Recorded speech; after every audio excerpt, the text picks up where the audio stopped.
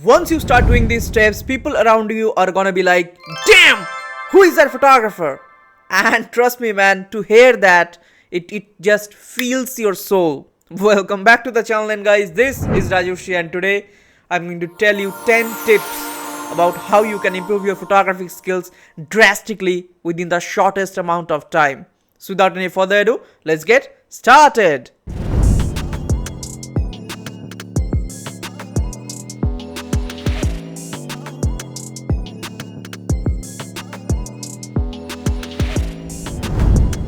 So welcome to the first point, which is elementary, my dear, and that is practice regularly. Like every other skill, photography demands consistency. Photography demands a tremendous amount of practice and specialization. So if you want to reach that level, if you want to improve your photography, you have to practice. There is no alternative to that. There is no shortcut. You just have to practice every single day. And that's one of the quickest ways which you can hone your skill. I hope that made sense. Like one of my favorite authors, Mr. Ankur Warikoo, he says like a pro is that amateur who simply showed up every day.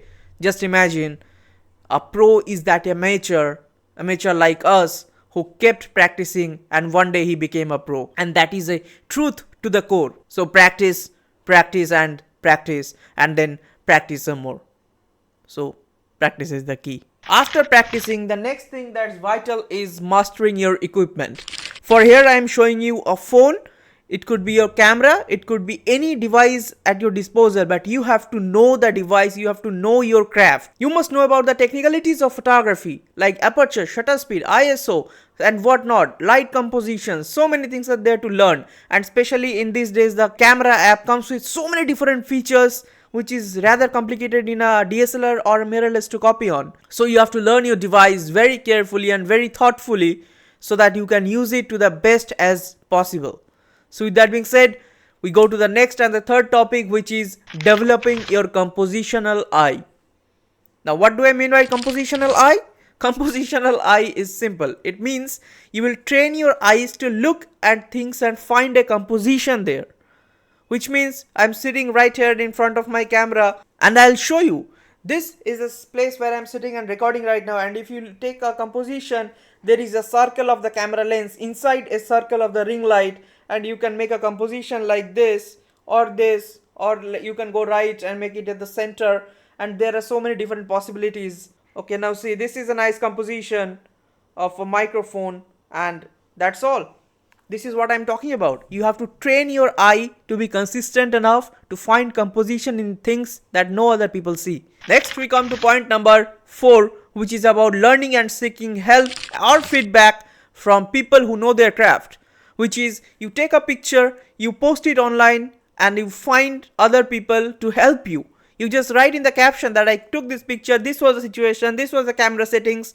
I'd be really glad if you could help me with some suggestions. And people in the photography community are really nice. They will throw up some really good suggestions and advices which you can thoroughly analyze to upgrade your skill.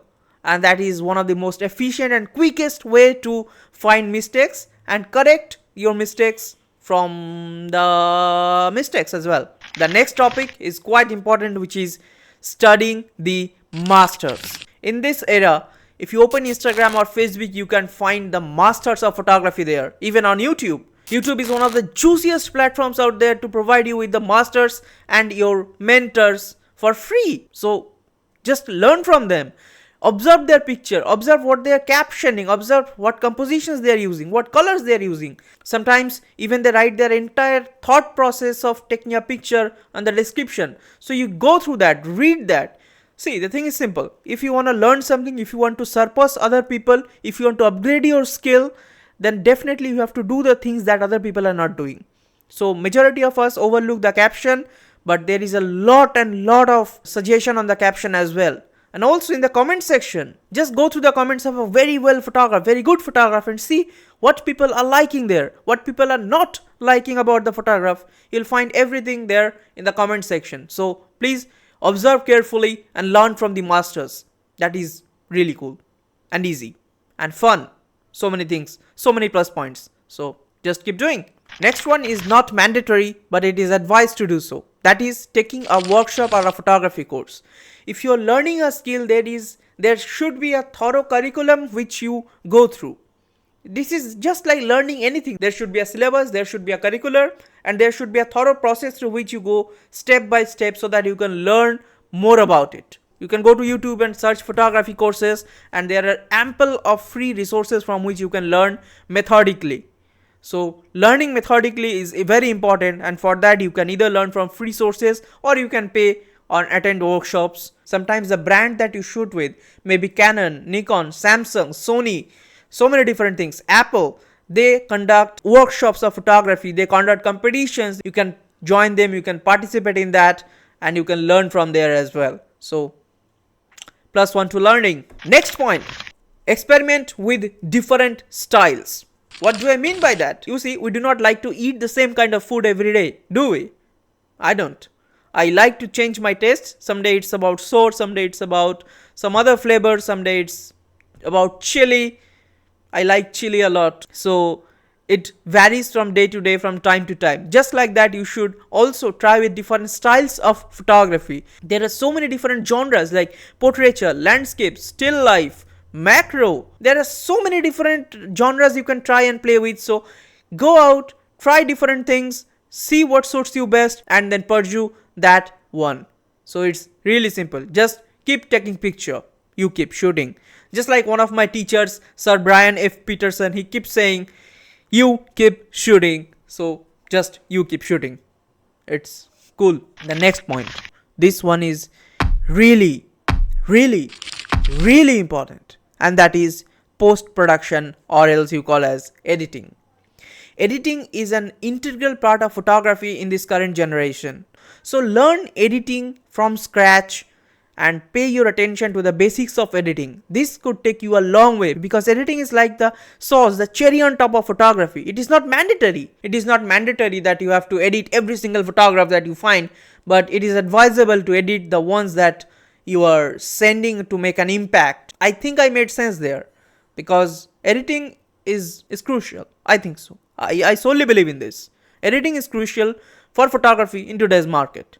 So learn editing. Simple. The next one is developing your vision and storytelling. Now, what do I mean by storytelling and vision development? This is also a kind of byproduct of point number 1, that is right. Practice. So when you practice more and more, you develop your eyes to see the composition, point number 2. And point number 3 that's related to that same thing is that you develop your creative vision and storytelling perspectives. You see things more. There might be a simple lizard on your wall, but you will see more than just a lizard and just a wall. You will see a whole story, a lizard waiting for food, or a lizard, finding an opportunity to hunt. Photographers see things differently, and that difference of vision between a photographer and a normal person draws a thin line of visual storytelling. I know that sounded really complicated, but it is not. It is simple as that. Photographers see things differently. Photographers see more than normal people do. That is why it is called art as a form of expression. You express what you know, you express what you feel, you express what you see through photography. And that is the art of expression and storytelling. So practice more and develop your storytelling point of view. The last point is optional. That is building a portfolio. When you are a beginner, you do not need a portfolio, but if you want, you can make one. What is a portfolio? A portfolio is simply a collection of images, your best works shown together. So that is simply called a portfolio. You can develop a free website from Wix, from Squarespace, or you can make a absolutely free portfolio on Instagram or Facebook. How? Just by posting your best images there consistently. It's easy. Make your portfolio, make Instagram your portfolio, and it will be fine, smooth as butter. And that's all. So I hope we learned something from this session today, because I really enjoyed today's talk. So we will meet soon in the next video, when I will find you to be a better photographer than today as you are. So cheers to that. Take care, goodbye, and adios.